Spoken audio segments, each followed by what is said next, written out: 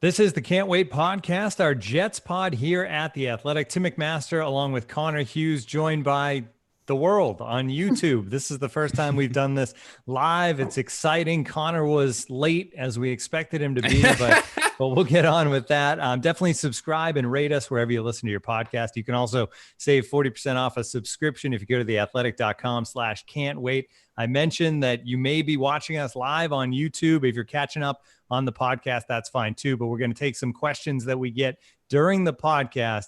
But Connor, the whole discussion between me and Marissa leading up to this podcast was, is there any chance Connor actually gets on at 10 a.m. to start this thing on time? It's now 10:18 a.m.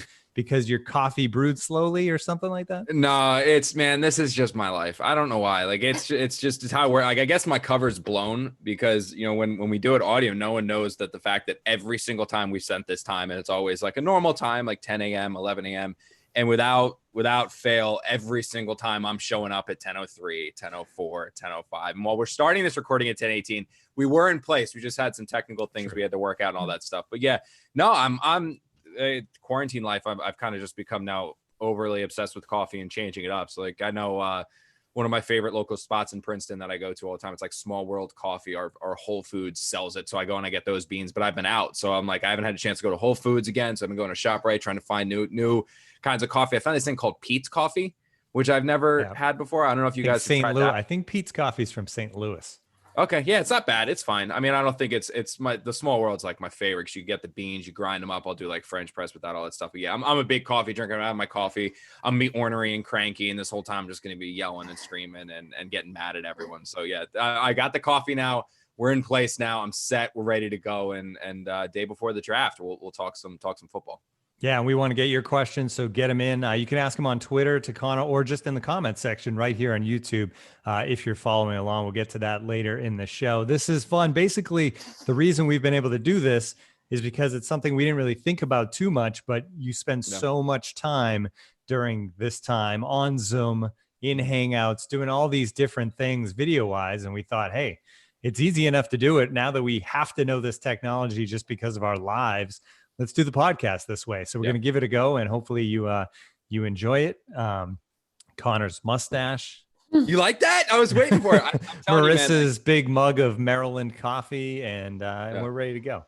And the fish. And the fish. The fish in the background, of course. Yeah, sometimes you can hear them on the podcast, but now we can see them. So yeah, I like it. Now, we also have Marissa now involved in it as well. I kept telling her like we had to get her like more involved, like Baba Booey on the Howard Stern show. She like our Baba Booey never talked, so now Marissa's involved. She's gonna be monitoring. She's gonna get in the questions. And like you actually made the good point about the fish. Now the little the sound effects that the bubbler and all that makes. We've got that'll actually be visual. So now people aren't just like, what, are you in the ocean? Like all that. It's like, it's actually visible now. And so is the mustache, which I might say it's gotta go soon. But I made a bet with my friend when this quarantine started. I was like, I'm going to try to fight off going on like if the draft comes and like, that's the time when like I could have to do TV, which if TV comes up on draft night, it's gonna be like, all right, I got to shave the stat. I can't go on with that. But we've reached the point now where like, I have to wear a hat because my hair looks so much like a mushroom that it's just big and horrific. I'm like, I don't want anyone to see me like this. I don't trust my fiance enough to cut my hair yet when I could potentially have to go on TV tomorrow for the draft.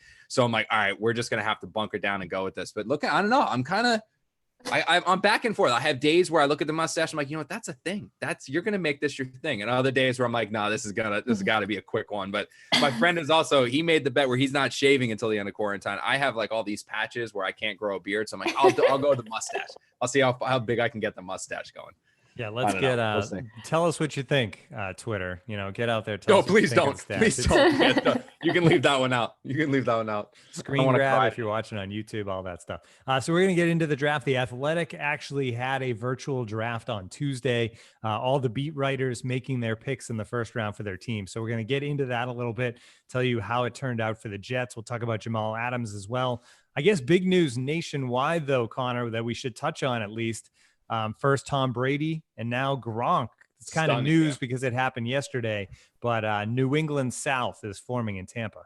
Yeah, we actually were joking about Dan Duggan, who co-hosts the Giants podcast. I'm in a group chat with him and Elliot Shore Parks, who covers the Eagles for WIP. The three of us all work together kind of sort of kind of like began our professional NFL covering career at NJ Advanced Media, NJ.com. We were actually all talking about that. Like, imagine being the Bucks, right? I mean, I know they had that one Super Bowl title, but for a while they've kind of just been like an okay franchise. You know, they don't draw like insane numbers of crowd. They're always there. You know, sometimes they have a couple good years, but they haven't really been good since like the John Gruden era, and even then that ended so sour.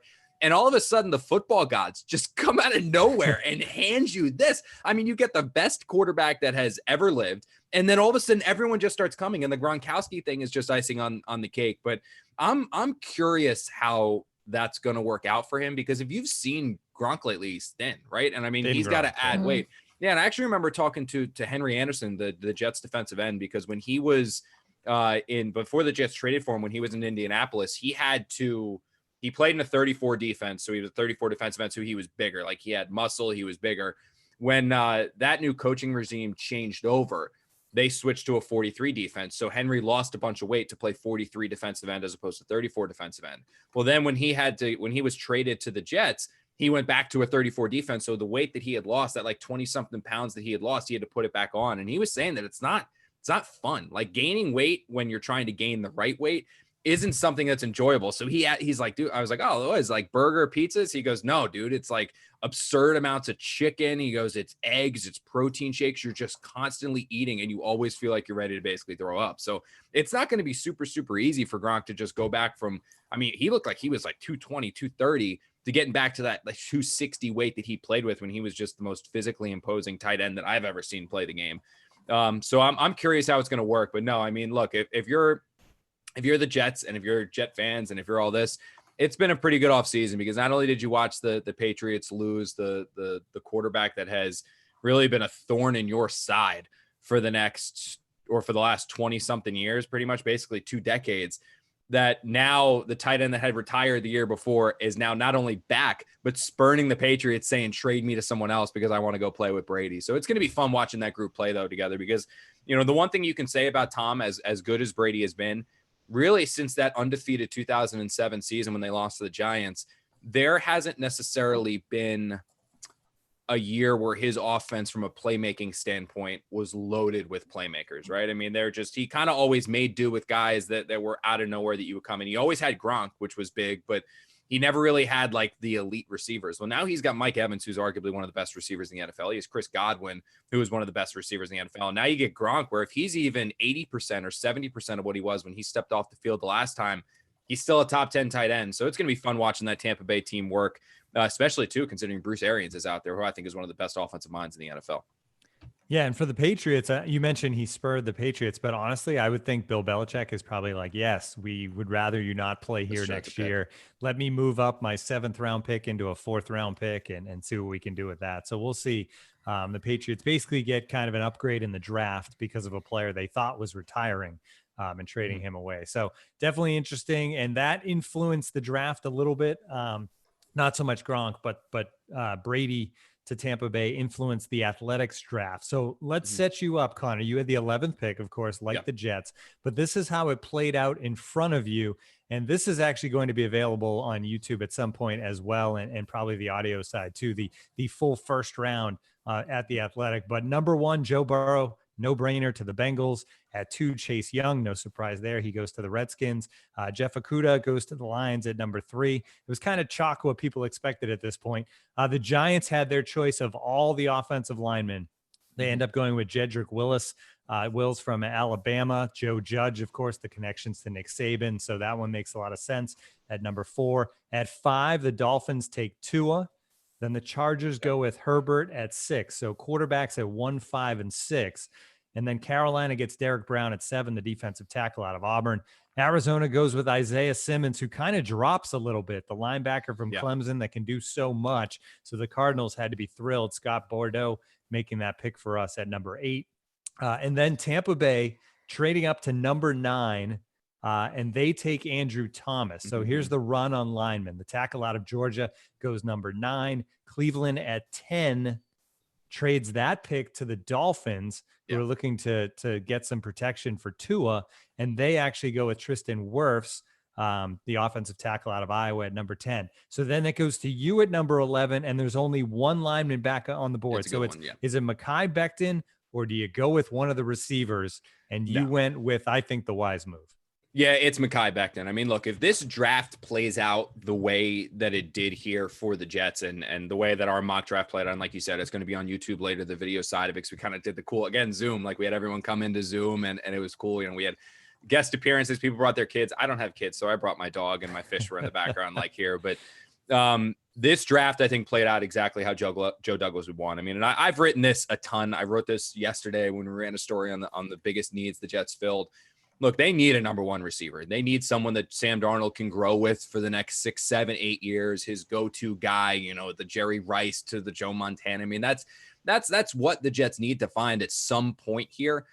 But that doesn't matter if you can't protect the quarterback. And it doesn't matter who's outside left and who's outside right and who's at the X and who's at the Y.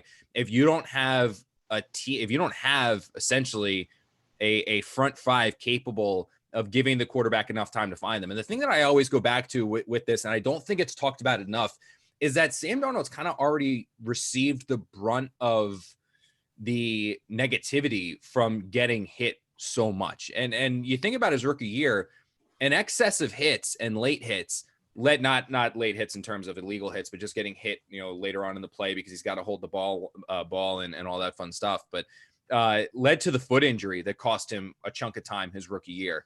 Everyone talks about the mono, but Sam Darnold, from taking hits, had to deal with a thumb injury, which then required off-season surgery because he took so many hits.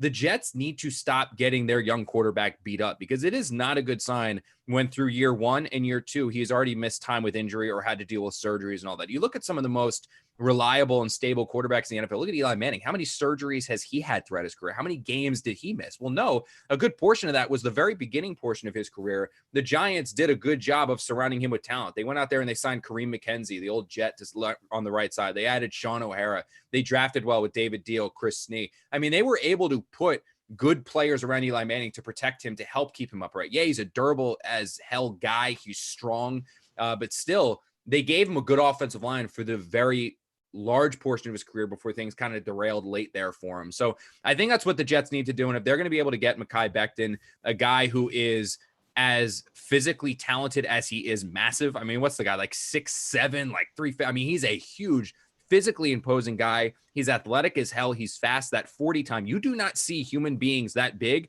and you do see even less human beings that are that big run that fast. So he's athletic. He'll fit perfectly within Adam Gase's offense. He'd be able to do so many of the things that Adam Gase wants from his offensive line with Makai Becton. And I know that one red flag that's around him right now is that he maybe tends to be a little bit lazy. He had that reputation sort of in Louisville that was a problem. He did have a drug test flagged at the NFL Combine. That's a concern as well. But I think that those drug tests, if that's marijuana, it's a lot less concerning than what it was now with the new collective bargaining agreement, where obviously you don't want a guy that is just going to be out there smoking all the time and taking the field when he's not in the right state of mind. That's obviously not what you want, but it obviously is a lot less conducive to drafting someone as it had been in years past, where you suddenly were talking about suspensions and all this crazy stuff that was going to come with a positive drug test for marijuana. So I don't think that's as much of a concern, but I think that if the Jets can somehow get this guy, it'll play out pretty well. And the one thing that I liked seeing happen in this mock draft, because yesterday was the day that I made, actually in lieu of this podcast, this is the day that I made a call to the vast majority of the sources that I have within the league, and basically just said like, hey, look, I've heard this, I've heard that. Have you heard this? Have you heard that? What have you heard about the Jets? Are you looking for this? Have you heard that? Blah, blah, blah, blah, blah.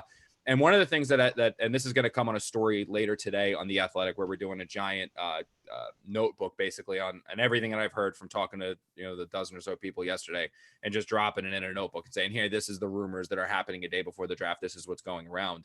The two things that I heard is that one, it sure does look like the Giants are going offensive tackle at 4. I mean, that's going to be something that they're going to look to do, is that they're going to go offensive tackle. No one has any idea of what offensive tackle is going where and where those offensive tackles are going to go, right? Because they think that it could be, Wills first, Becton first, Thomas first. One thing I did hear is that a lot of people have been, and I've been one of them, where I've kind of said like, oh, there's a gap between the top 3 tackles, Wills, Worth, Becton, and then Thomas. I heard from a couple people yesterday that's not necessarily the case, and that for some reason Thomas has kind of fallen back on people's the mock draft analysts boards. But the reason that he's fallen back is just because he's been under the spotlight for so long that he's been considered the consensus top tackle really since the beginning of the college season, that everyone had talked about him so much that they started talking about everyone else, that people just kind of started saying, oh, well, these people are so much better than Andrew Thomas, when that's not necessarily the case, that Thomas is still way up there. So there, a lot of people, actually two of the people that I talked to, believe that Thomas will be one of the first or second offensive tackles off the board still. And the talent evaluators around the NFL value him a little bit higher than people are getting the sense of. But aside from that, the run on quarterbacks is one thing that will impact what offensive tackle is there for the Jets at 11. But the other two things, and it's actually exactly what played out today, is the trading up by the Miami Dolphins and the trading up by the Tampa Bay Buccaneers. I had that said to me by two people yesterday about Tampa Bay trading up, and I had someone else telling me about Cleveland wanting to trade back and who's going to want to trade up for him. So I heard Cleveland wants to trade back. That's their goal. Miami then moving up, like happened in our mock, to get protection for their young quarterback that they're going to draft. That was obviously a big a thing that happened in our mock, and I think that's probably something that's very realistic, that they're jumping the Jets. And the other thing, obviously, is the Tampa Bay Buccaneers looking for a left tackle to protect Tom Brady, which I thought made a ton of sense, moving up there to jump the Jets. And the Jets are that team that everyone knows they want an offensive tackle. And from talking to people yesterday, I am almost certain that the number one player that they are going to take at number 11 is going to be an offensive tackle, unless all four, not three, but all four are gone. If all four are gone, then the Jets obviously can't take an offensive tackle. They'd have to trade back if they wanted to do that. But I'm almost certain that the Jets are going to go with an offensive tackle after talking to people yesterday. A lot of people around the NFL are almost certain the Jets are going to go offensive tackle. So that's why you're going to start to see teams try to move up there to 9, try to move up there to 10, to jump the Jets at 11 to get those tackles if one or two of them go, to make sure that they get their guy. Now, where things get wonky is, okay, are the Arizona Cardinals. Like in our draft, they went with Simmons. Am I right? I think I remember that correctly. Yep. The Arizona Cardinals go with Isaiah Simmons, 8. The linebacker. The Cardinals are a team that is kind of in that wide receiver offensive line mix. They were a team that because I started talking to people saying, all right, so where are the tackles going? Like, where could you see the tackles going? Miami was one that I heard if they were to trade back. Tampa Bay was one trading back. The Giants was one I heard trading back. And that wild card is Arizona, because obviously if the Giants go with one, the Giants go with an offensive lineman, that means they're not taking Simmons, which then means, okay, well, what happens there? Do you go, is Simmons now suddenly start to fall like he did here to the Cardinals, and the Cardinals take him? Do the Cardinals still go with the offensive lineman to protect Murray? Because if the Cardinals go with an offensive lineman, right, if the Giants take an offensive lineman, which is what's expected, they can't trade back. They're not going to be able to trade back. They're not taking Justin Herbert. That's not happening. If they take an offensive lineman, right, the Giants go offensive lineman, then Cardinals go offensive lineman. Well, suddenly 2 of the top 4 guys are gone. And now if you still want Tampa to come up, if you still want Miami to come up because of how many first-round picks they have, because they now want to get an offensive tackle to protect their young rookie quarterback, the Bucs want to get one to protect Tom Brady, you now have 2 teams that are trying to get a trade up and try to jump the Jets. The Browns are interested in moving back. There are other teams ahead of the Jets that would be interested in moving back. And that's the situation that could come to fruition, where all 4 offensive tackles are off the board before the Jets pick. I never really thought it was possible, but when I started talking to people, and I see, here's the thing, I never considered people trading up for an offensive tackle. That's something that was never on my mind. I never thought, oh, a team's going to trade up and jump the Jets for an offensive lineman. Well, I was like, oh, no doubt. I mean, you could have the Cardinals go 1, the Giants go 1, the Browns go 1 to protect Baker, and then obviously number 4 is there to the Jets. Well, if both the Giants and, like I said, if both the Giants and the Cardinals go offensive tackle, which is very possible, and then you have 2 additional teams trade up to jump the Jets, suddenly all those are gone. And I did have someone telling me last night, because I reached out, I saw a rumor making the rounds on Twitter about Jerry Jeudy's knee or something like that, about Jerry Jeudy has an undisclosed knee thing that's going to cause him to drop off boards, and some teams don't even have him on their first round board. I saw that like getting retweeted a ton. So I reached out to 2 people that I really trust. One NFL executive, another agent that's pretty well plugged in. Both of them said they had not heard that at all. So the NFL executive had not heard that at all. It's his job to know that. He had not heard it at all. The agent had not heard it at all. That doesn't mean it's not true. It just means that maybe it's not as public as, maybe that person says, I don't know. But from what I heard, that's not necessarily the case. But when I was reaching out about that, the one thing that I did hear was that they said that it's starting to gain some traction, that if the Arizona Cardinals go with an offensive lineman, the Jets might look to move up in the draft, that they might try to get to that number 10 spot, that they might try to get up to that number 9 spot to ensure that they get their offensive lineman. Because again, if it's if the top 2 offensive tackles are gone after the Cardinals pick, there is a chance that all 4 are gone by the time the Jets pick. And that's where things get really, really wonky. And like I said, I never really thought Douglas would consider moving up, but if all 4, if it's looking like none of the 4 tackles are going to make it there at 11, which is possible and was relayed to me a couple of times yesterday, he might look to move up. And that's something that apparently is starting to make its waves on the NFL circuits, I should say, as teams are starting to hear rumblings that the Jets are starting to position themselves to potentially move up to get a tackle.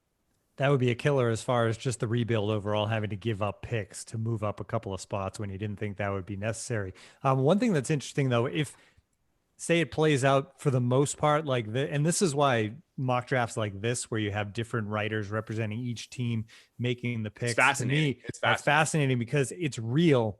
It's not a computer just saying, oh, this guy makes sense. So say you have this play out, but like you said, the Cardinals go offensive line instead of Isaiah Simmons.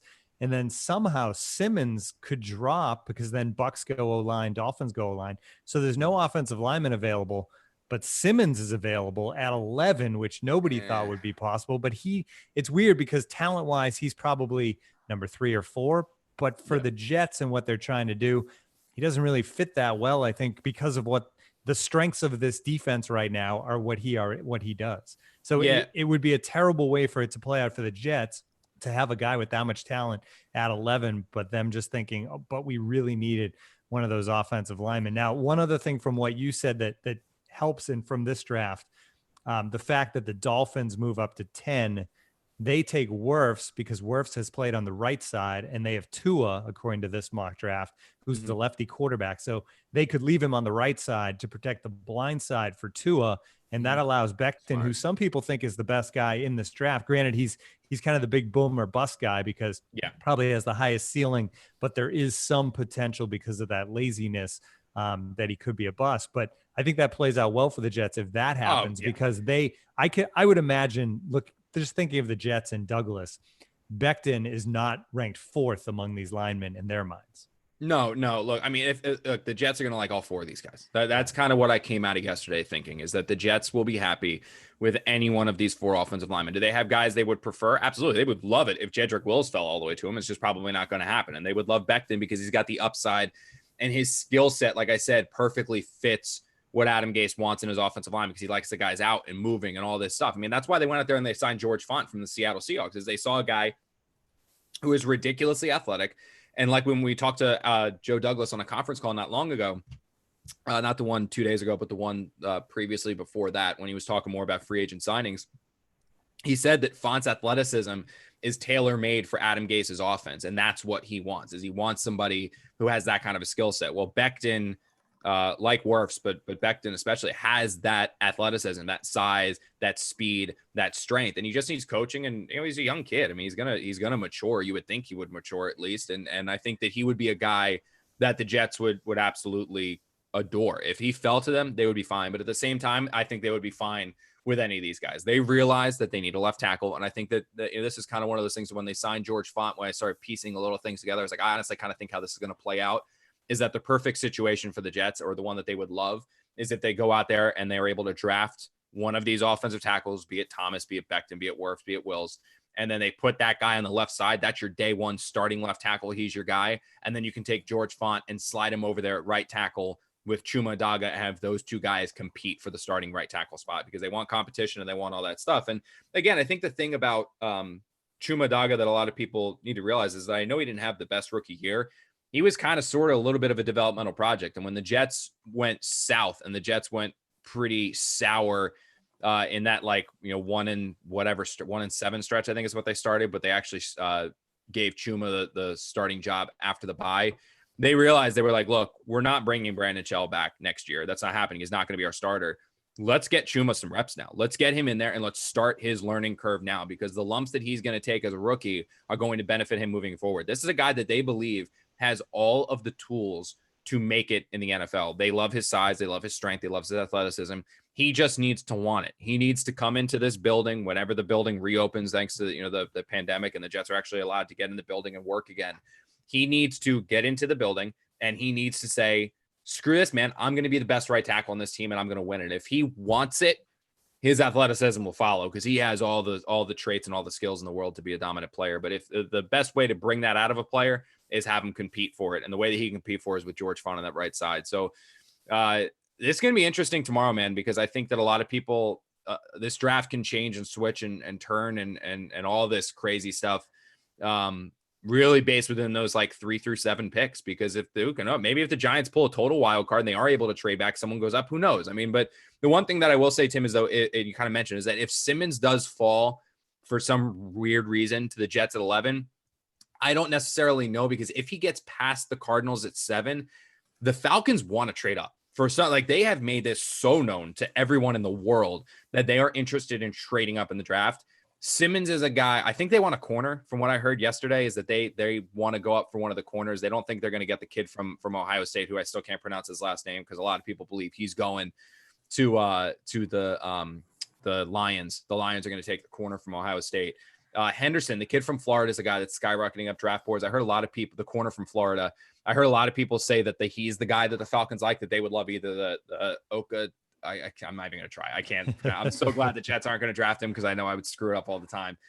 But I know that the Falcons would love to have him, but they realize that's probably not possible because the Lions are going to take him, that they would love to trade up from the kid from Florida. But if Simmons starts to fall, it wouldn't totally take me by surprise to see that be an option for the Jets, for the Falcons to trade up, move to that Jets spot, get Simmons, and the Jets to move back to a position that maybe they can recoup an extra draft pick either in 2021 or 2020. Then they can get the receiver, and maybe if they get a second round pick again, they can come back in to get an offensive tackle at the end of the first round. But obviously the worst case scenario for the Jets in this draft is all 4 tackles are gone. And I think that's why you're starting to hear that they're positioning themselves to potentially move up in the draft if that plan looks like it might start to happen. And I don't think they have to go up too far. They would just basically have to go from 11 to 9 or 11 to 10 to just basically trade up to prevent a team from trading up and jumping them, is what they would have to do. And I think they have the means to do it if they want to. And I think that that's something that they would probably look into doing.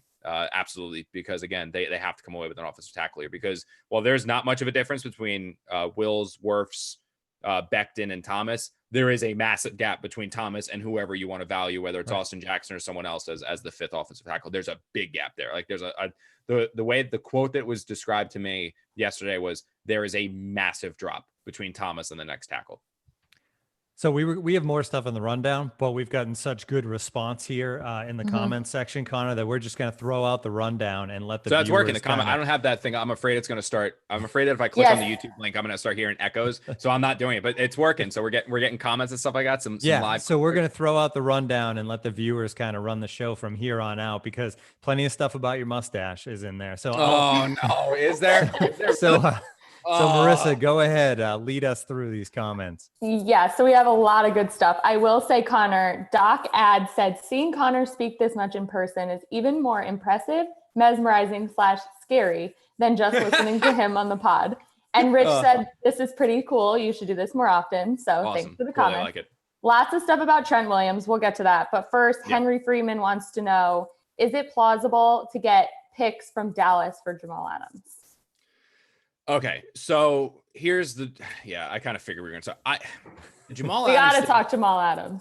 Yeah, I know. And it's like, the thing about Jamal Adams is, like, if the Jets are going to trade Jamal Adams, and this is the same situation that was around during the NFL Combine, and it was the NFL trade deadline, I'm sorry, is that Joe Douglas needs to be blown away by an offer. He realizes, as he said on the radio, I believe it was ESPN radio yesterday, as he said, Jamal Adams is a core player. He's a terrific player. As he said at the NFL Combine, he wants Jamal Adams to be a, quote, Jet for life, unquote. That's what he wants. That's what Joe Douglas wants. That's what his goal is. That's what he's trying to make happen. In order for that not to happen, in order for him to say, fine, we're going to let Jamal Adams go to the Cowboys or the Ravens who are in on him, or any other team that would potentially want him, he needs to basically be blown away to a point where he's like, Jamal's a hell of a player. He's a difference maker on defense, but we can't turn this down. And that package of picks last year, I think, was my memory serves me correctly, was a 1st and 2 2s is what he was asking for last year. That is a ridiculous haul. That's insane. If anyone gave up a 1st and 2 2s for Jamal Adams, everyone has to take that. That is a ridiculous I mean, you have some quarterbacks that wouldn't fetch a 1 and 2. So that kind of tells you how much Joe Douglas was valuing him. That evaluation didn't go down. I mean, Jamal Adams finished the year as an all-pro. So, I mean, he only got better as the year went on. He did what he did with the sacks and the difference makers. So, again, it's the same thing. He needs to be convinced. So, is it possible? Yeah, technically, it's possible for a team to offer this.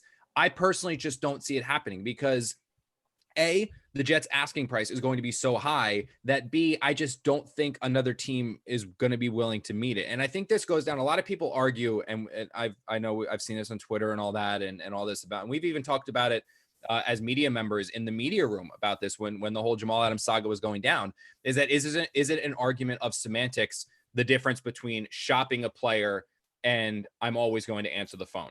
Is it the same thing? Is it we're just arguing semantics? In my opinion, there is a very, very big difference between shopping a player and fielding phone calls on a player. And because when you're shopping a player, you have decided that you are willing to trade that player and you are just looking for the best offer. So as soon as you get an offer that you believe is better than anything else you're going to get, you take that offer. That's what shopping a player is. That's why you put a player out there like the Jets did with Sheldon Richardson a couple years ago, where they were like, all right, look, we're looking to trade him.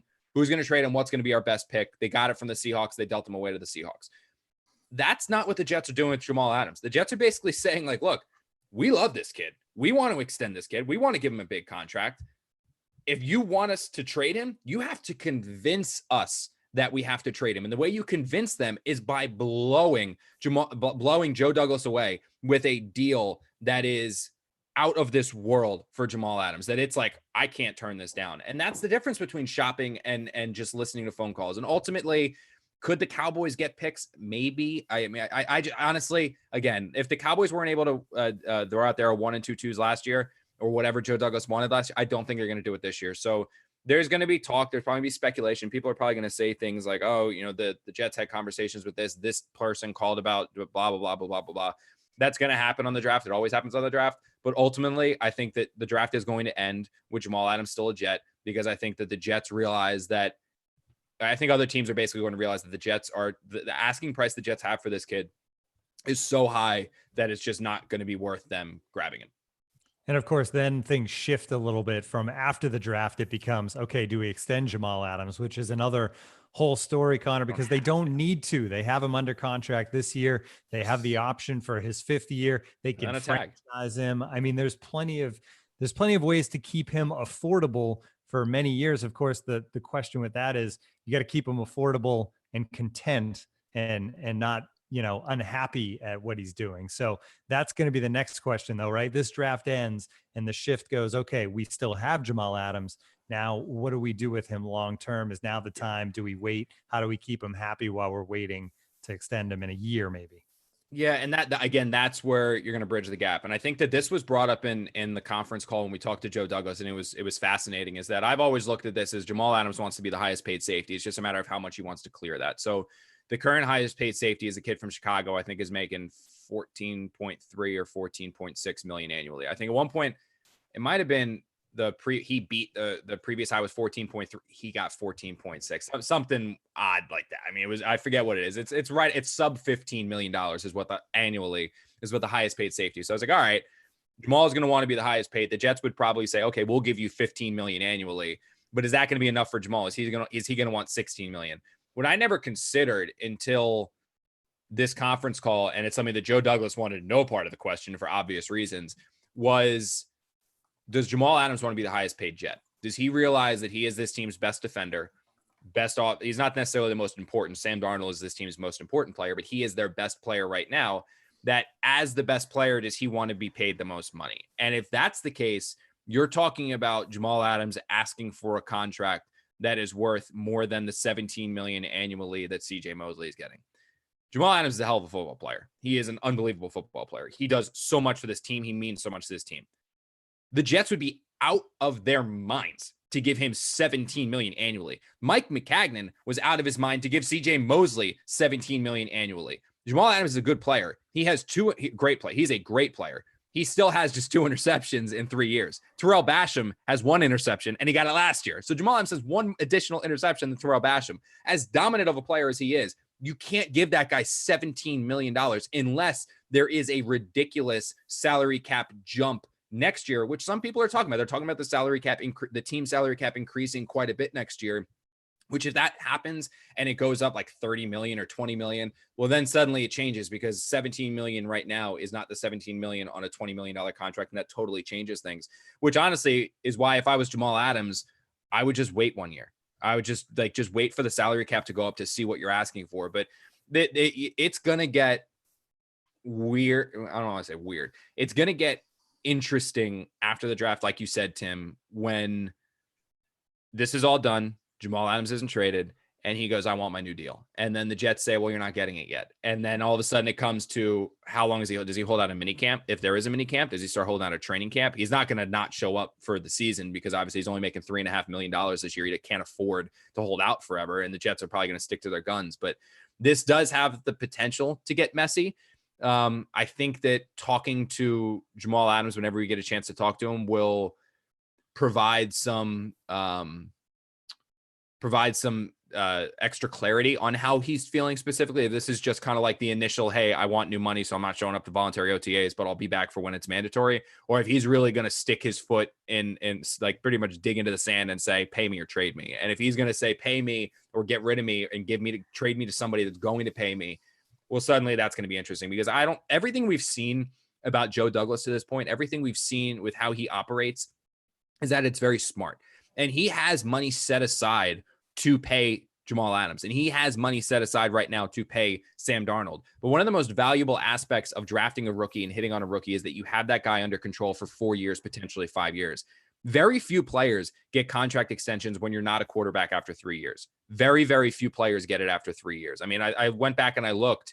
Jamal Adams' class, the only one who got it so far was Christian McCaffrey. Christian McCaffrey is the only guy from... And that was like 2 weeks ago. Yeah, exactly. Christian McCaffrey just got it, right? And then the 2 years before that, the only players that got it after their third year were two additional running back, not talking quarterbacks, were two additional running backs, and it was Todd Gurley and Ezekiel Elliott. Those guys, I mean, there's Jalen Ramsey was still waiting. Aaron Donald had to wait until I think his fifth year, right, for him to get his money. So it's normal. Players have to wait. So I think that Jamal wants to get paid for obvious reasons, but I don't think Joe Douglas is in any rush to pay him until after this season. I think after this season is when Joe Douglas, they'll start talking now. Joe Douglas will start talking to Jamal Adams' agency saying, this is what we want. Jamal Adams says, this is what I want. And then you start to try to mend the fences. But I don't think there's going to be any crazy rush.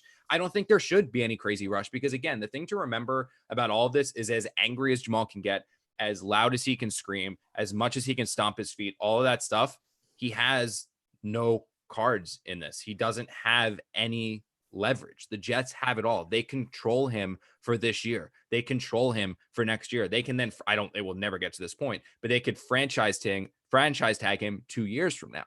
So there's no, Jamal doesn't have in Yannick's situation in Jacksonville, he cannot show up and not sign the franchise tag because he's not under contract. He played out his rookie year. Jamal is still under contract for 2 years. Not tender. He still has 2 more years on his contract. So he can say, I want, but he doesn't have the leverage to actually get it done yet, unless the Jets just want to be kind and say, sure, we'll reward you for what you've done so far with a new contract extension.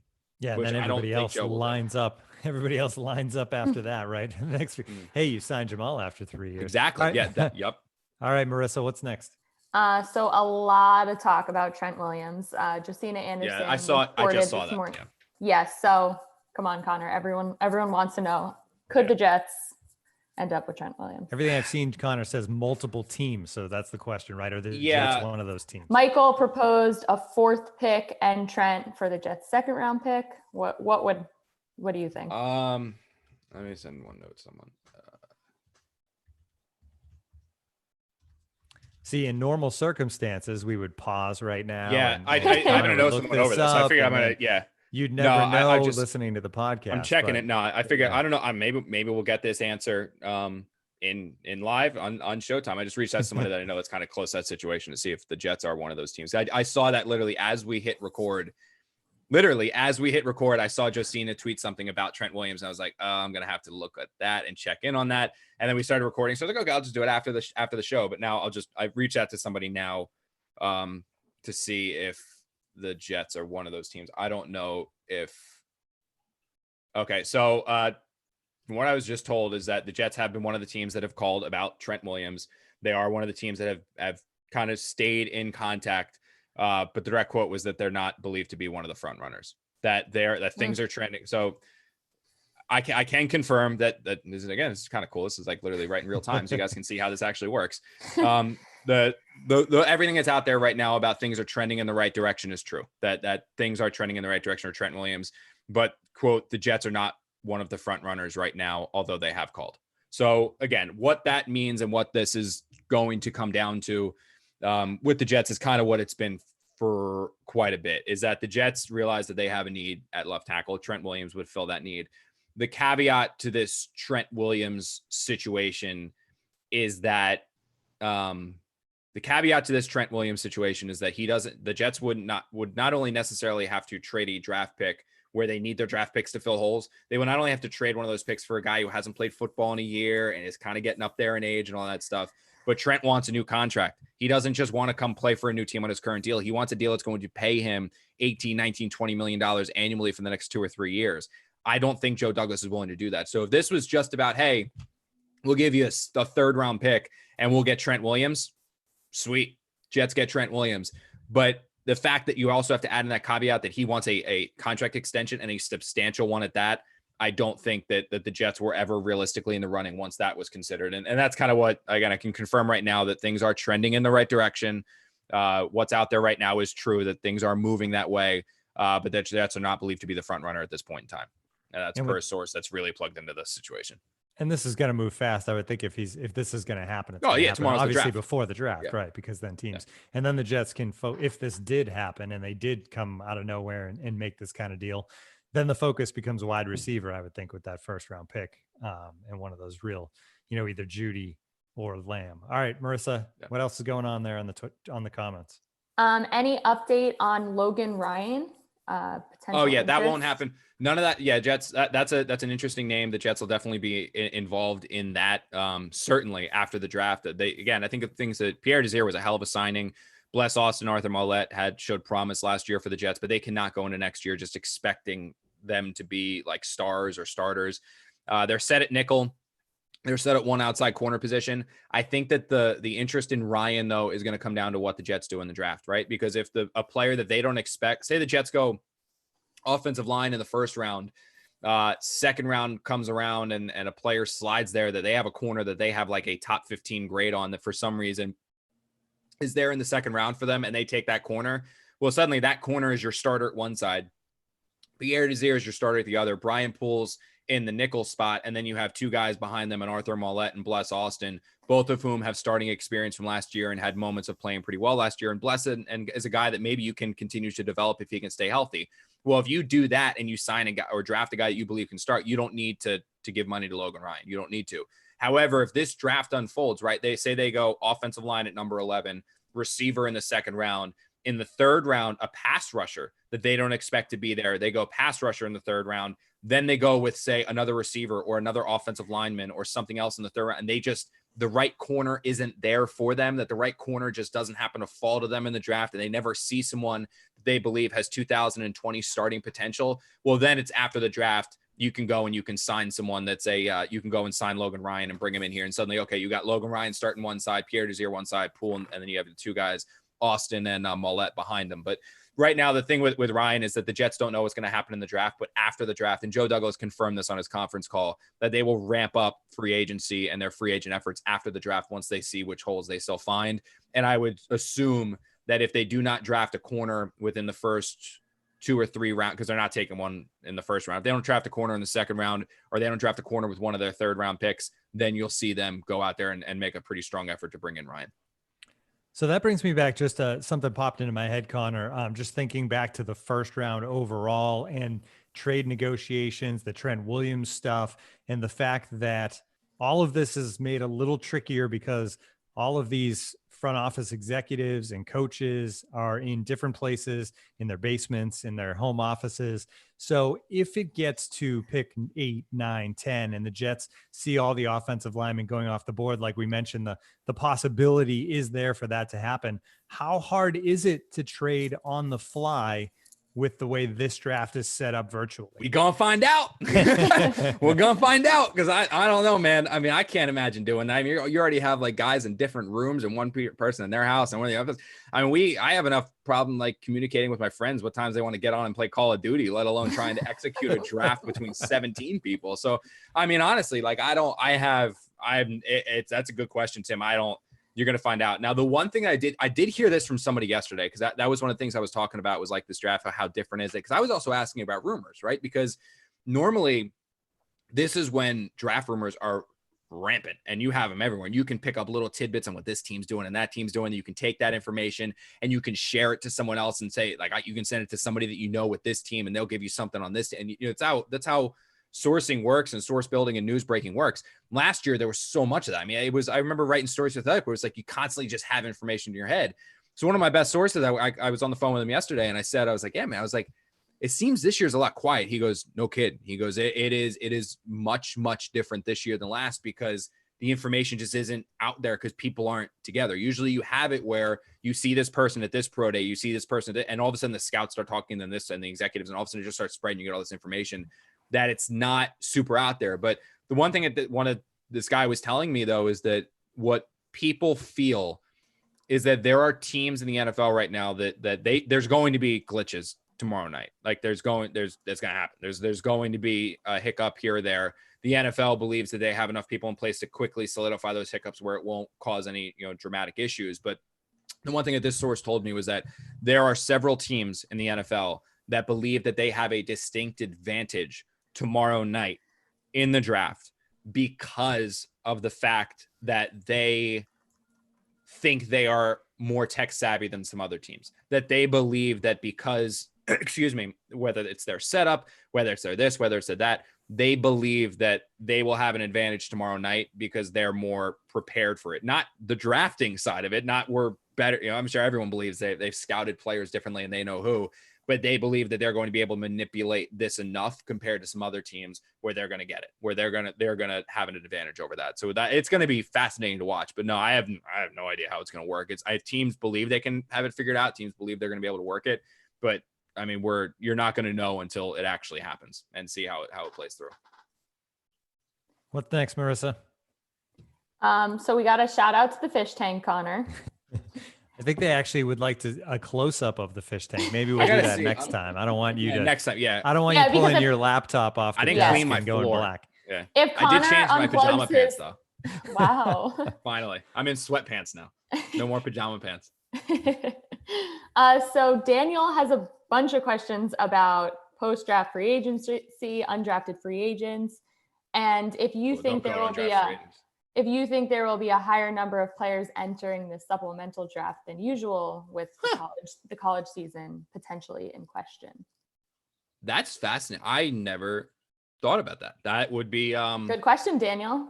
Very good question. Yeah, I can check in on that for you. I'll make some calls, but I never. I mean, honestly, like tomorrow's the draft, so full steam ahead has been focusing on this year's draft, which was right after free agency. So this is kind of like a hectic time for information that I never really considered. I never really considered the supplement, but that's actually fascinating because again, if a kid's losing his college year, why not just go pro now? Like, why not? Like, why would you come back for a college year when you don't know if that college season is going to be there? Can you just say, I'll enter the supplemental? I mean, you could have some studs doing that. Like you could really have some really, really good players. So that's a fascinating proposition. And not only that, but it's also be fascinating to see how the teams would play it, because when you use a supplemental pick, if I'm not mistaken, the Jets haven't really used one too. I know the Giants recently used one on a corner. I remember Terrell Pryor was a supplemental pick. I think it's like if you use the supplemental draft happens, whatever pick you use in that supplemental draft, you lose it the next year's draft, right? So if you use your third round supplemental pick, you don't have a third rounder in the upcoming draft. So I'd be curious to see how teams use that means. It'll be very interesting to watch. That would not surprise me if that happens, but I think also we've got a little bit of a gap here to figure out what's going to go on with the NFL or with the college football season. But that's a really good question. That's a great question. I never even thought about that. After the draft, I'll look into it. I'll definitely look into that. That college season also it feels more and more in doubt just because we're starting to hear from college presidents that if the regular student body isn't back on campus in September, they're not going to just bring back the football team so they can play football games instead of empty stadiums. So when I heard that, it made me a little bit concerned for college football. Still hopeful, obviously months away and a lot can change. And it seems like the curve is being flattened here, but definitely concerning, because you would think they're going to be ultra cautious when it comes to the general student body returning to campus. And if that needs to happen, then it's a lot of stuff to worry about college football. Go ahead, Marissa. Yeah. So we're getting a lot of good questions. So thank you to everybody who are submitting them on YouTube.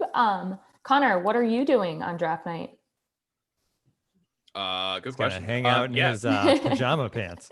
Yes, it's true. I don't have to get a shirt and tie on anymore for the draft. I don't have to worry about any of that stuff. So basically I can tell you kind of the way the draft works, because it's actually kind of cool. I've covered every draft since 2014. So I was in college at the time when I covered my first draft. And when I got started in this field, I was covering high school sports for the Star Ledger. But the way the covering high school sports for the Star Ledger worked is that you had the summer off. So because there were no high school sports in the summer, so you had the chance to do whatever you wanted. So I had sent a couple clips out to different like fan sites to see if I couldn't get an opportunity unpaid. I wasn't looking for money. I was in college. I was just looking for clips to cover a pro team and potentially get a credential. So I emailed like 5 or 6 secondary outlets. My goal was to go Giants first, because they were kind of closest to closest to Monmouth University. Then I was going to go Jets because they were second closest to Monmouth. And then I was going to go to the Eagles because I'm from South Jersey. So the Eagles were like, I could at least cover them in the summer by easily getting there. And so I emailed like 5 or 6 outlets. I heard back from like Big Blue Interactive, SB Nation. Both of those places offered me a chance to get credentialed. So I was like, sweet, that's pretty awesome. And I remember doing this like before the summer, because I figured I would just do training camp and stuff. And they said, well, if you want to start writing now, you're more than welcome. And the draft is like in a couple weeks, so we'll send you to the draft. So like the Big Blue Interactive sent me to the Giants facility, the Quest Diagnostics training facility, to cover like the first draft, which was Odell Beckham's draft or something like that. So I've covered in some capacity the draft from 14. Then I started covering the Jets. So 15 through present day has all been Jets after that first draft with the Giants. And the cool thing about it is that most teams operate it the same way, at least the Giants and the Jets do, and that all the media members get to the facility, the team's facility. You go into the media room. Most team facilities have big screen TVs somewhere in the media room. They put the draft on. It's one day, usually it's NFL Network. Next day is ESPN. Usually it's if NFL Network reporter gets there first, they put on NFL Network. If ESPN gets there first, ESPN goes on. It just kind of varies. But you watch the draft literally with all your media members. The Jets bring in food. So the best thing is on Friday, you get the ice cream bar, which is the draft press book. Part. Do we have the draft? Oh, they go all power out. rankings. Jets, yeah, I'll tell you what, man. Like MetLife Stadium stinks with food. Like they're pretty atrocious. We know. The Jets cooking staff is no complaints. The Jets cooking, what the Jets feed us in the media room is dynamite. It is always good, always unique, always good. But that's neither here nor there. I can't get on that tangent. We'll be here for another 3 hours talking about that food. But you show up, you watch the draft on TV with all of the other reporters. As soon as the Jets make their pick, they conference call in the player that they just selected, and they do the conference call with the player. Then shortly thereafter, the GM and the coach come down into the media room and into the press conference room, and they give a press conference. You get the quotes from those guys, and then you go and you write your story. And after you're done writing your story, you go back out to the media room, you sit down, you watch the rest of the draft until the next pick when you do it all over again. You just do that every single draft. On the days where there's multiple rounds, like on day 2 where there's 2nd and 3, and on the last day where there's 4 through 7, the GM and the coach come down at the very end of the draft, not after each pick, but at the very end. For whatever reason, last year, Adam Gase decided he wasn't going to talk about the draft, which I think there might have been something going on there between him and Mike McCagan. I'm not totally sure, but I think that's probably why Adam Gase decided he didn't want to talk about the draft with us, and just Mike McCagan came down, which was very, very odd because it's always the quarterback, coach and GM. The way that this year's draft is going to work is similar. The only difference is that I'm not going to be at the facility. So I'm going to be, this is my office, but I'm going to be in our family room, posted up there with coffee and watching the first round of the draft, making phone calls on the phone, trying to track down who the Jets are potentially taking, what people have heard. I have a couple of sources that help out with leaking draft picks and get me the draft picks early, so I can report those early and say like, hey, this is who the Jets took. This is who the Jets took. And I'll be doing that. And then the difference is that after that pick is made, instead of having the first round pick conference called in, we're going to do a Zoom with the first round pick. So the Jets media relations staff, which were great with this, set up a Zoom. So we're going to do a Zoom with the first round pick and all the local media. So we'll get to talk to the guy, ask him questions, yada, yada. At the end of the first round, we're then going to do a Zoom with Joe Douglas and probably Adam Gase first, or Joe, something like that. It's going to work. So the difference for me is that instead of being at the facility, I'm going to be watching it in my family room. And instead of having a conference call, it's going to be a Zoom with the player. And instead of being able to have Adam Gase and Joe Douglas sitting there in front of you asking questions, they're going to Zoom them in as well, man. It's going to be different. It's going to be weird, but it's going to change the pace, because obviously I've done the same thing for the draft every year since 14. Hopefully the reporters remember to mute their Zooms when they're not asking questions. There is a 0% chance that happens. There is every conference call with sports reporters, someone always forgets to mute their mic. Always. Yeah, it is always the case. Is it you, Connor? No, not me. Because I'm always petrified that like I'm gonna do something super embarrassing with my mic unmuted. So as soon as I press the number to dial in, my second step is muting before I even put in my access code. Immediately, it's always I will not do it. I'm petrified. I'm gonna like burp or something like that, and everyone's gonna hear it. All right, this has been a lot of fun. I think we've gone about an hour now. Great questions. Thanks for tuning in. This was kind of an experiment for us to see how it would go, and I think this was a success, Connor. We're gonna have to do it again.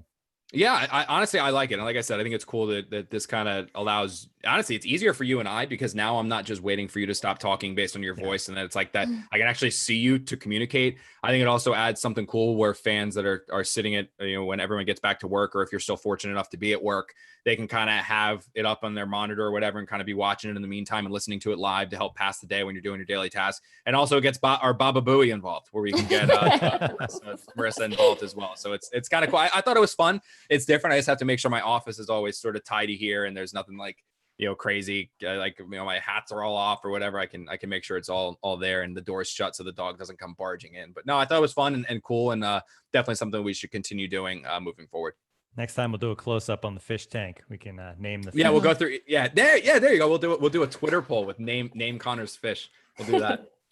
For more draft stuff, definitely check out Prospect to Pros on the Athletic Podcast Network. Dane Brugler, Chris Burke are going to preview the draft this week, and then they're going to do full recaps after round 1 on Friday morning, after rounds 2 and 3 on Saturday morning, and a full draft recap coming up next Monday. So great stuff coming up from them. You can save 40% off a subscription of The Athletic. Go to theathletic.com/the Can't Wait podcast. And obviously, if you don't already, follow Connor on Twitter at Connor_J_Hughes. And the draft we talked about, the Zoom Athletic draft that took place yesterday, will be available also. So keep an eye out for that on The Athletic. You can watch Connor make that pick with dog in hands. Yeah, so, Lucy made the appearance. Yeah. Thanks to Marissa. Great job, Marissa. Thanks, guys. This was really fun. And thank you to everybody on YouTube for all of your comments. This was awesome. All right, we'll do it again soon. Thanks for tuning in, everybody.